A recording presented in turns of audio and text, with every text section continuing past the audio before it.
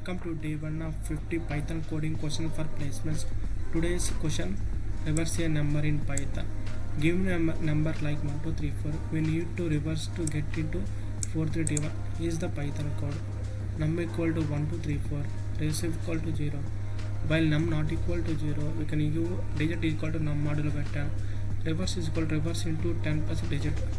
Num equal to double divided equal to 10.